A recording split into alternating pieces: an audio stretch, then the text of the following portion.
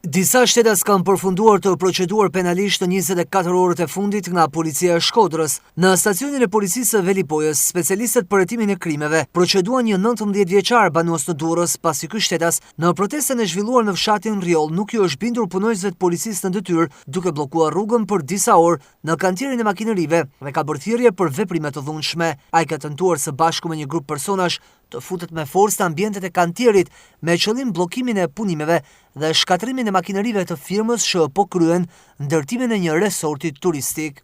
Ndërkohë një 66 vjeçar në Shkodër u procedua për punime ndërtimi pa leje.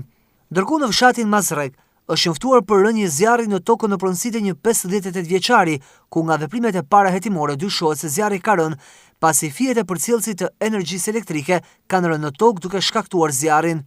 Në Vallën e Dejës u procedua në gjendje të lirë një 68 vjeçar, pasi dyshohet se në fshatin Kosmaç ka ndezur zjarr në pronën e tij, ku përpasoj zjarri ka dalë jashtë kontrollit duke djegur një sipërfaqe me kallamishta dhe shkurre.